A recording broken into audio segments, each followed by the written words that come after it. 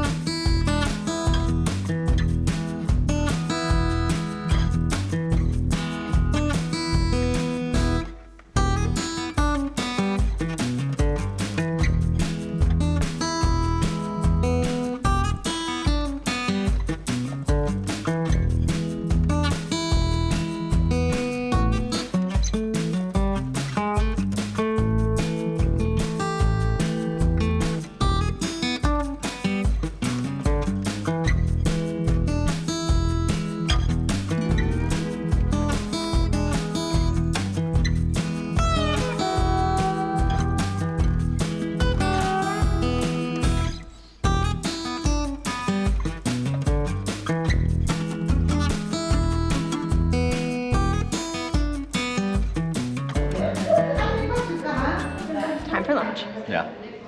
and debrief, but we're gonna eat first. I'm having a brie and like red pesto sandwich with vegetables on it. It's really good. Looks delicious.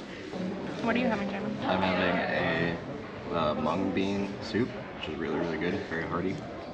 With some bread with butter, and like all the bread and butter I've had so far on this trip, it's delicious. So amazing. Yes. We just got back to our hotel following lunch at Frinna, which was delicious. But before that, we got done with going on an ATV tour through Svalbard Adventures. Yeah. And so I think just like we always do as far as restaurants, things like that, we'll leave a link to them in our video description. They were awesome. Our two guides were awesome, like super knowledgeable, very friendly. You could tell they really have a passion for this area. 4th generation of living on Svalbard. Yeah. So really cool, like hearing stories about his grandparents working like related to the mining industry. I think totally worth doing, going on the ATV tour. Yeah, if you're here when it's, you know, not winter, or well, when it's not, there's not enough snow yet to have the snowmobiles, but I think they do the same exact tour, but on snowmobiles as well. They picked us up at 8.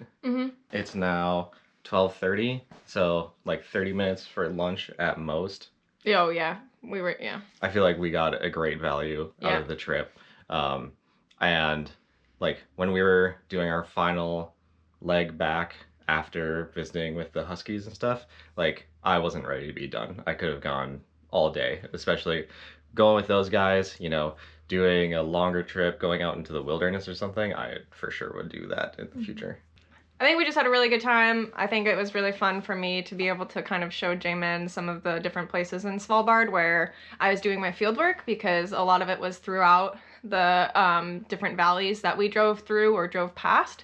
So being able to kind of share with him, yeah, where I was at and what I was doing while I was here for 3 months.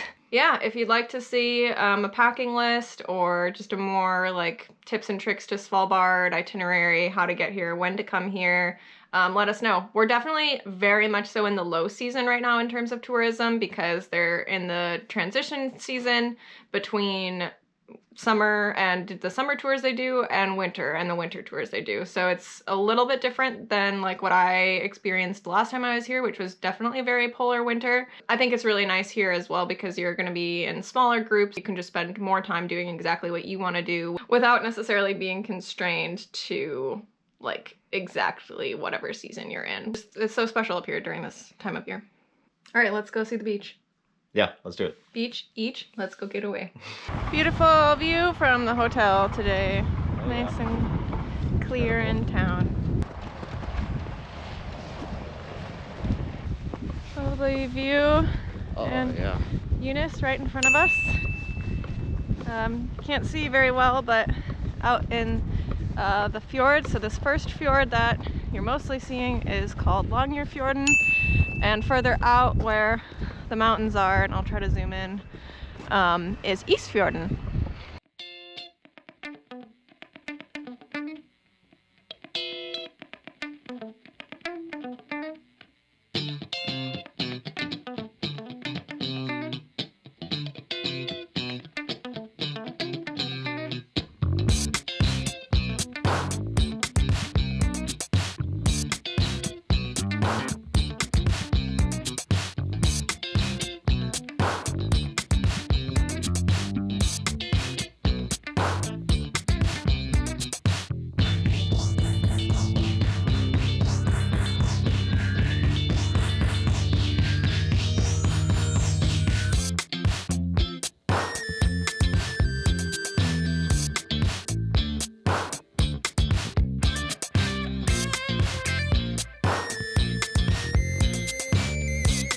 Trailers basically for when they film movies here.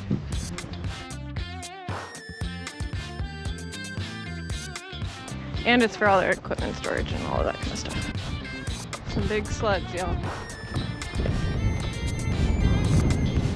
Here's Crew Beach.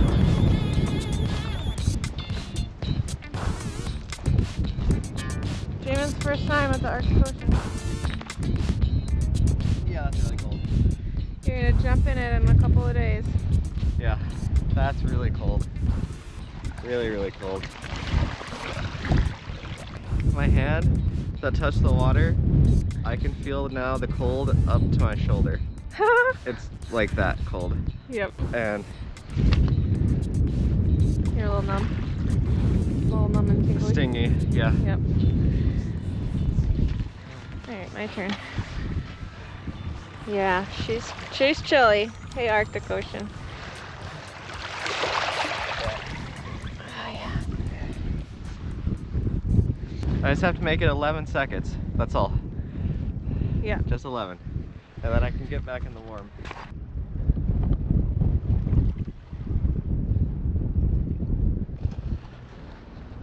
The helicopter again.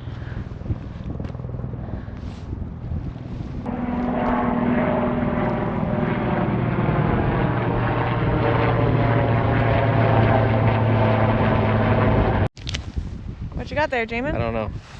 Maybe a piece of bone? Or plate? Kind of looks like porcelain. What did you all find? Whoa, look at all the crap you got. I think that's the coolest. That's like a shell or something, yeah. That's cool. This is more of that like plate or something. Yeah, some glass. Nice and this finds. rock just looked cool. Especially not on that side, but on the other one. On that side. Oh, very nice finds, Jamin. Barnacles on this rock. I will say I'm very impressed with how well the GoPro batteries are holding up to the cold. This thing is doing great. Good job, GoPro.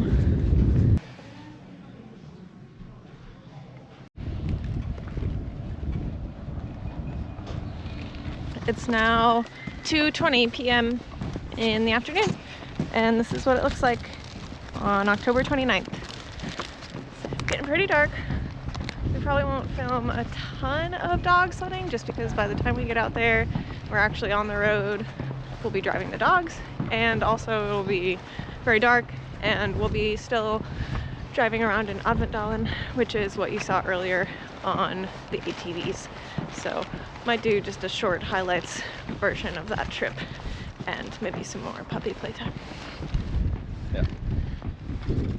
Really the last views of the mountains for the day. It's gonna get dark real quick.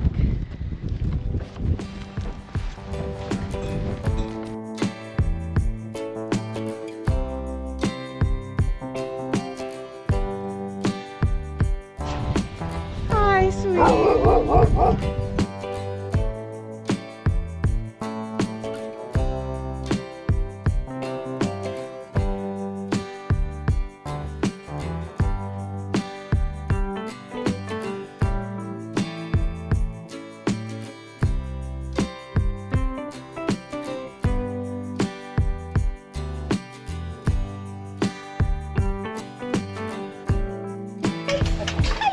Well, don't choke yourself there.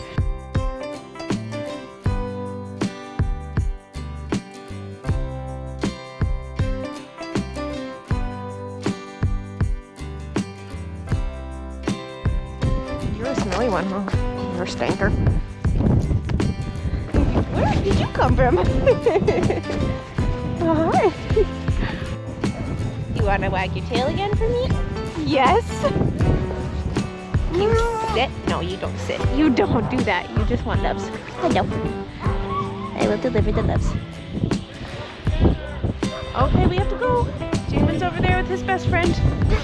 Oh my gosh, they're all so excited. They're like, we see you have a harness. I would like that. Oh, hi, Pepper. Your legs like this, like a horse. Your heels together. Take the harness. The cross is facing you. You pass the head to the first and the second toe like this. Then you can pass one leg. One leg through the leg hook. Yeah. You cannot clip the chain from the collar. Very important, right? And from the top, you can grab it.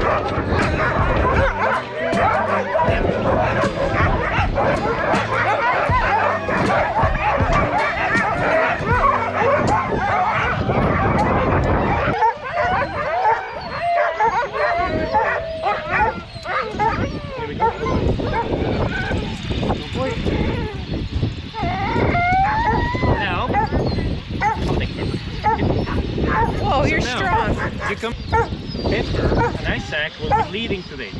They have to be in front. This is an anchor. And the anchor is here so they don't turn around and I harness the rest of my people.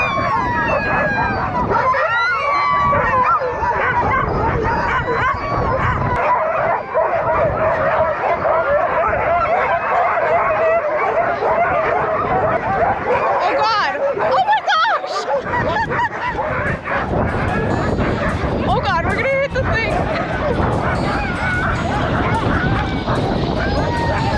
Holy crap, is this fun, David? Oh my God, I'm crying. This is so fun. Go, go! Oh, we're on the ice. They're so fast. Oh man. Okay. Okay, we're going. Go, go, go! Everyone, go, go! Oh gosh. Oh man.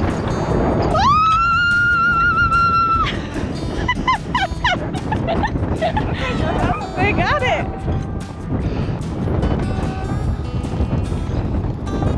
Holy crap, was that fun. Probably gonna have to turn the GoPro off now because it doesn't make any sense to video because you can't see anything. But we're dog sledding in the Arctic. Not sure if you can see, we had a little bit of a crash. It's okay.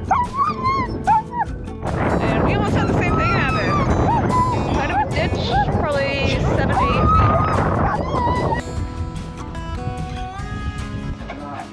That's good. Cheers. GoPro eats first.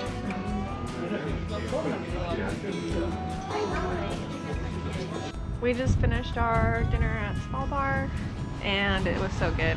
Just Yeah. as good as I remember it. Delicious. Really, really good burger. Great fries. And get the garlic aioli. Yeah, get the garlic aioli for your fries. It's delicious. Yeah. But, And would highly recommend a Manhattan. It's very good. oh yeah. It's my favorite drink here. Yeah. We're exhausted. So tired. We're gonna go back to the room and we're going to bed.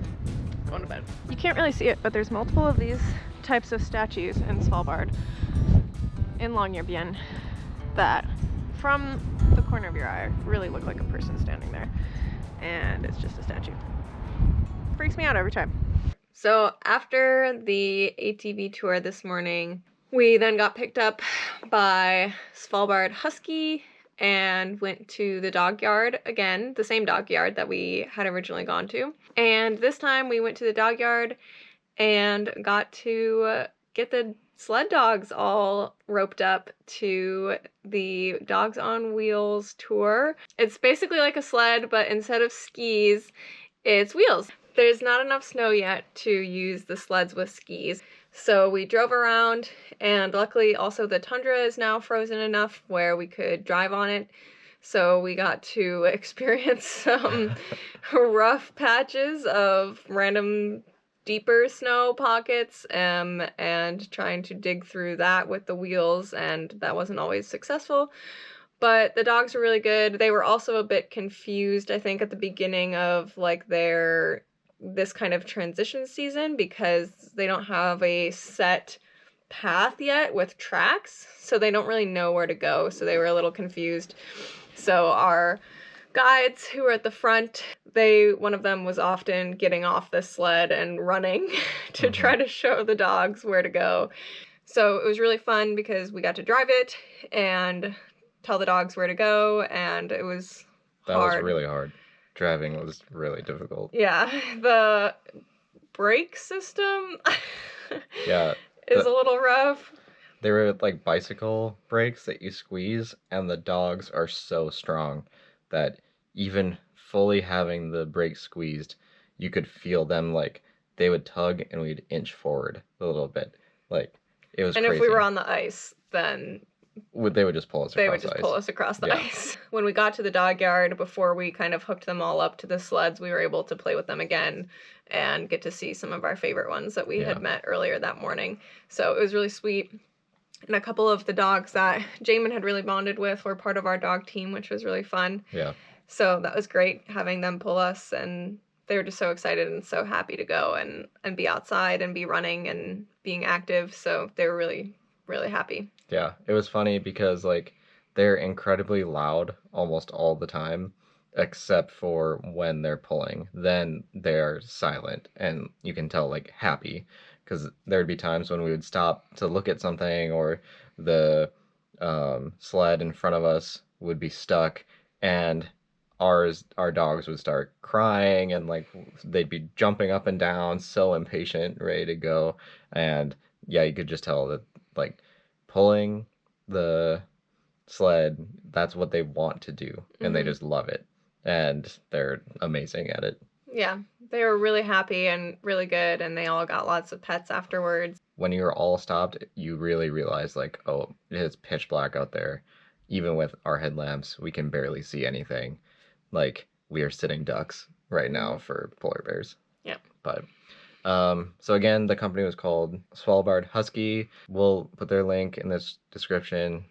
Like always, I'd say it was a super fun, also challenging experience. More, in my mind, fun and challenging than the ATV tour. However, there was not as much guidance or history about the area, anything like that, provided by these guides compared to the ATV ones. So if that's what you're interested in, you'd probably be happier with the ATV tour. Or if you really want to hear about the history of dog sledding in Svalbard, maybe try one of the other companies that do dog sledding, because this one, yep, they just didn't give us a lot of background on it. And then being last, like, the guides were way ahead, and if our dogs were off track, then I was jumping off the sled and then running up front with them to like guide and direct them. So yeah, it was definitely more hands-on overall, which again, it was a really good experience. I would do it again. So just like the ATV tour, you'll get a snowmobile suit to wear, which is super warm. They'll also give you gloves, boots, headlamps, and a hat. But they won't give you goggles or a gaiter or buff or balaclava. So definitely bring one of those. I didn't know this, but huskies really smell. I don't know that it's that. I think it's just that these are dogs. They're outside dogs. They live outside. They work outside. So their coats are, I think, just... They're oily. They're just built to be that way, to protect their skin and their fur. And so they're very oily. Maybe people would think that's dirty or gross, or, you know, it definitely gets smelly as well. So like having your own clothes and going into the dog yard is not a good idea. Wear their stuff that can get dirty and gross and smelly, because you will get dirty and gross and smelly. I feel like post this adventure, I smell like a husky. Like a sled dog. Like a sled dog. Tomorrow, we are going on like an all-day hike. Post hike, we will have a little bit of a break, and then we will be going to do a Northern Lights tour. Stay tuned. I think it'll be another great day. And that's one thing that you should know about coming to Svalbard. If you want to come here, don't come here thinking you're going to have inside activities. Everything is outside. You're going to be cold. Be prepared. Yeah. Bring the right gear. We're going to go to bed. Yeah. Actually, we're going to shower because we smell like sled dog. Yeah. And then go to bed. Yeah. All right. Good night. Good night. Thanks for watching. To tag along on all of our adventures, subscribe to the Travel Animals YouTube channel. For more frequent updates on our travel pack, follow us on Instagram @_travelanimals and on Facebook. See you next time. Lars and... Hakon? I'm sorry, man. Hello.